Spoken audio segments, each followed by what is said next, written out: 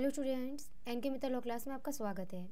जैसा कि आपको पता ही है कि कल हमारी तरफ से यहाँ पर भारतीय साक्ष्य अधिनियम का मॉक टेस्ट करवाया गया है। आज की क्लास में हमने उसी पार्ट को आगे कंटिन्यूस किया है।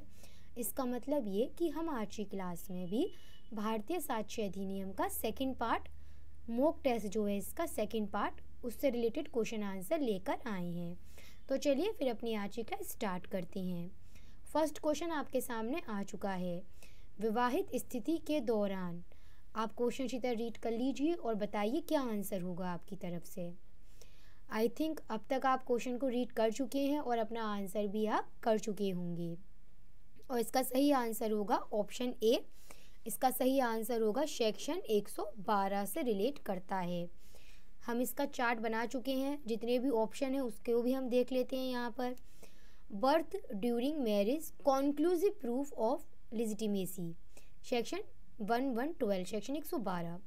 वहीं पर हमारे सामने और भी ऑप्शन है। 113 ए क्या है, 113 बी क्या है। तो सेक्शन 113 ए जो है वो रिलेट करता है presumption as to abetment of suicide by a married women, किसी विवाहिता स्त्री द्वारा आत्महत्या के दुष्प्रेरण के बारे में उपधारणा। वहीं पर 113 बी रिलेट करता है दहेज मृत्यु के बारे में उपधारणा से। क्वेश्चन, कोई प्रश्न जो उस उत्तर को सुझाता है जिसे पूछने वाला व्यक्ति पाना चाहता है या पाने की आशा करता है, उसे क्या कहते हैं। तो सही आंसर है कोई प्रश्न जो उस उत्तर को सुझाता है जिसे पूछने वाला व्यक्ति पाना चाहता है या पाने की आशा करता है, उसे सूचक प्रश्न कहा जाता है, उसे लीडिंग क्वेश्चन कहा जाता है। और भारतीय साक्ष्य अधिनियम के तहत सेक्शन 141 में सूचक प्रश्न लीडिंग क्वेश्चन किसे कहते हैं यह डिफाइन करा गया है। मुझे लगा आपको इसके साथ में जब हम लीडिंग क्वेश्चन को डिफाइन करते हैं, समझते हैं, तो ये ऐसे सेक्शंस हैं जो हमें इसके साथ में पता होने आवश्यक हैं। इसलिए मैंने आपको यहाँ इनको बताना चाहा था। हमें पता होना चाहिए कि लीडिंग क्वेश्चन किसे कहते हैं। सेक्शन 141 में हमें ये पता होना चाहिए कि वो कौन से मसले हैं जिसमें लीडिंग क्वेश्चन पूछे जा सकते हैं, ठीक है ना, वो हमें पता होना चाहिए। और ये भी पता होना चाहिए कि लीडिंग क्वेश्चन कब नहीं पूछा जाना चाहिए, उसके लिए क्या कंडीशंस वगैरह हैं। तो ये सब बातें हमें पता होनी चाहिए बाय सेक्शन। भारतीय साक्ष्य अधिनियम की धारा 114 इनमें से किससे रिलेट करती है।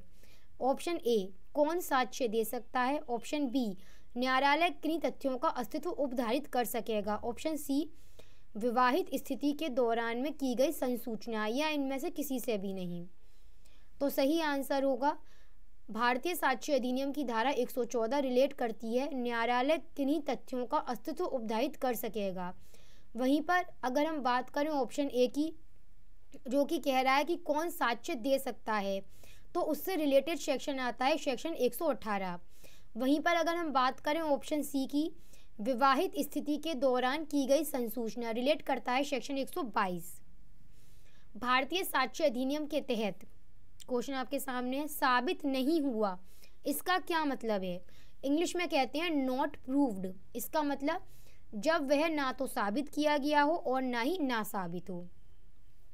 Question, opinion as to electronic signature when relevant, यह भारतीय साक्ष्य अधिनियम की कौन सी धारा से संबंधित है। सही आंसर होगा opinion as to electronic signature when relevant, यह भारतीय साक्ष्य अधिनियम की धारा 47A से रिलेट करती है। और इसी के साथ बाकी ऑप्शन देख लेते हैं हम। धारा 31 कहती है कि स्वीकृति, admission not conclusive proof but may estoppel. वहीं पर ऑप्शन सी जो है 115, धारा 115 रिलेट करती है एस्टोपल से। भारतीय साक्ष्य अधिनियम के तहत स्मृति ताजा करना, इससे संबंधित प्रावधान कौन सी धारा में है। अगर आपने कल की क्लास करी होगी तो आपको पता होगा कि कल की भी क्लास में जब मैंने ऑप्शन करवाए थे तो हमने एक दो ऑप्शन ऐसे ही रखे थे जिसमें इस क्वेश्चन का आंसर हमें वहाँ प्रीवियस क्लास में ही मिल गया था। आज अलग से हमने इसको और रखा है। कौन से सेक्शन में बताया गया है, सेक्शन 159 में बताया गया है। बाकी ऑप्शन भी देख लेते हैं। 165, प्रश्न करने या पेश करने का आदेश देने की न्यायाधीश की शक्ति। 166, जूरी या अफसरों की प्रश्न करने की शक्ति। क्वेश्चन, जज to decide as to admissibility of evidence, यह भारतीय साक्ष्य अधिनियम की कौन सी धारा से संबंधित है। तो सही आंसर होगा धारा 136 से संबंधित है। क्यों? बाकी ऑप्शन हम चेक कर सकते हैं। 141 लीडिंग क्वेश्चन बताता है, 151 अशिष्ट और कलंकात्मक प्रश्न के बारे में बताता है। तो सही आंसर होगा जज to decide as to admissibility of evidence. यह भारतीय साक्ष्य अधिनियम के सेक्शन 136 से रिलेट करता है। इसी के साथ मैं अपनी आज की क्लास यहाँ पर कंप्लीट करती हूँ।